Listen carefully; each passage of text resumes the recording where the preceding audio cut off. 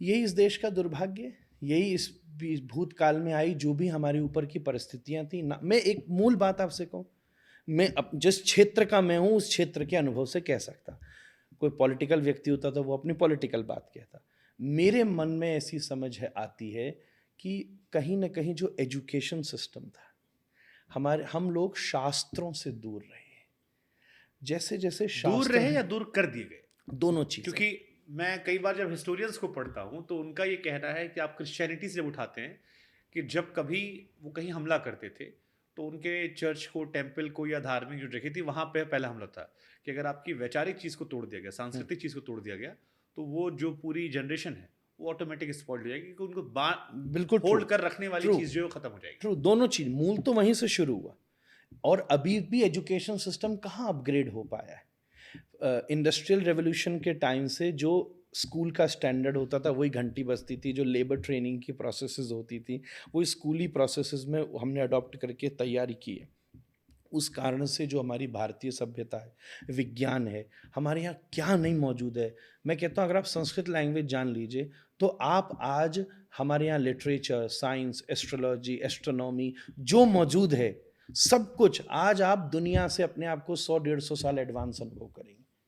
केवल अगर आप लैंग्वेज जान लीजिए, नॉट एज अ कैसे? Religious aspect. कैसे? आज क्या नहीं मौजूद है। आज आप कालिदास के जैसा लिटरेचर, मतलब ऑफ कोर्स मैं विलियम शेक्सपियर को भी पढ़ चुका हूँ थोड़ा बहुत, टॉल्स्टॉय को भी मैंने थोड़ा बहुत देखा है, महाकवि मिल्टन का the paradise lost, one of the best English literature को भी देख चुका हूँ थोड़ा बहुत। बेन मीज हुआ है, बड़े बड़े इंग्लिश साहित्यकार है, पर कालिदास, मेघे माघे गतम भय, लिटरेचर पॉइंट ऑफ व्यू से कालिदास की एक कला है।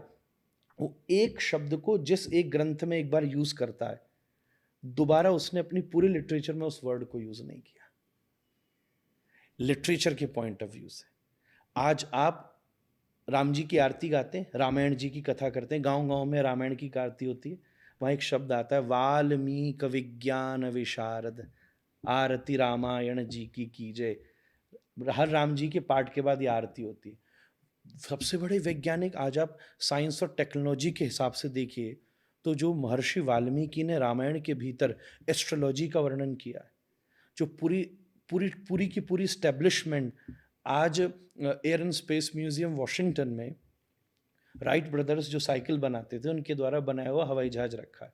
ठीक उसी लॉबी में आप जाके देखेंगे तो पास में गैलीलियो गैलीली का एक नोबल रखा है, जिसमें सबसे पहली बार उड़ने वाली चीज का वर्णन किया गया था। और गैलीलियो गैलीली हाईली इंस्पायर्ड था इंडियन फिलॉसफी से। इस पूरी दुनिया में पुष्पक विमान ऐसा है जो प्रथम बार किसी उड़ने वाली चीज का वर्णन करता है। तो कहीं ना कहीं ये इंस्पिरेशंस पूरी भारतीय साहित्य में पूर्ववत मौजूद है। मैं तो यहाँ तक भी एक परिभाषा कई बार देता हूँ कि ये दिवाली के दिन हम लोग दिया जलाते हैं ना, तो ये लैंड करने की एयर स्ट्रिप है।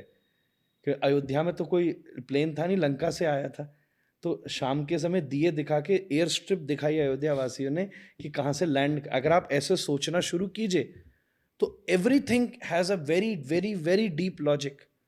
केवल संस्कृत जान लें तो आज आप पूरी दुनिया से अपने आप को 100 वर्ष एडवांस अनुभव करेंगे।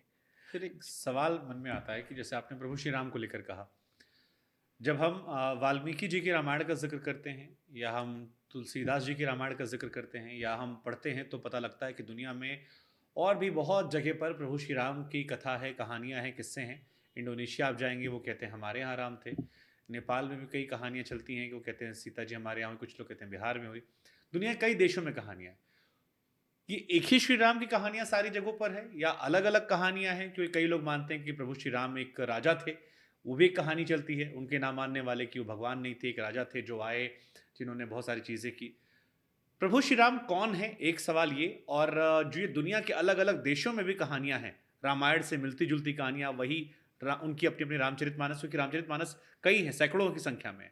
तो वो कैसे अलग हैं हमारी रामायण से, या कैसे प्रभु की लीला अलग अलग है? देखिए, सबसे आदि रामायण तो वाल्मीकि रामायण ही है। फर्स्ट जब राम जी इस धरती पर लीला कर रहे हैं उस टाइम महर्षि वाल्मीकि ने सबसे पहला श्लोक ही है, नारद जी से पूछा, अस्मिन् सांप्रतम लोके, इस समय इस धरती पर कौन ऐसा महाव्यक्तित्व भगवान है जिसके विषय में मैं कुछ लिखूं। तो नारद जी ने बताया और वाल्मीकि जी ने रामायण लिखी। तो one of the ancient and oldest, तो वही इस समय मौजूद है और सर्वज्ञ स्वीकार भी है। अब आपने पहला प्रश्न किया कि राम कौन है। मैं कहूँ वेद भी सब कुछ कहने के बाद जिसको नेति कह देता है, जो अव्यक्त है, जो अचिंत्य है, जो अनहद है, जो सदचिद आनंद है, ये तो सब एक शास्त्र की ऊंची ऊंची बातें हो गई। फिर भी अगर बिल्कुल नम्र भाषा और विनम्रता से आपसे निवेदन करूं, तो इस पूरी दुनिया में जितना सत्य है, इस पूरी दुनिया में जितना दया है और इस पूरी दुनिया में जितना प्रेम है, ये तीन चीज को घोलिए। जैसे चावल दूध और चीनी घोलते हैं तो खीर बनता है, ऐसे सत्य दया और प्रेम को घोलिए तो एक चीज बनती है, उनका नाम है श्री राम। उस श्री राम को जो टेस्ट कर लेता है, उसके जीवन में सत्य आ जाता है, कंपैशन आ जाता है, उसके जीवन में प्रेम आ जाता है, वो प्रेम के अस्तित्व को समझ लेता है, चरित्र आ जाता है, ये सब राम है।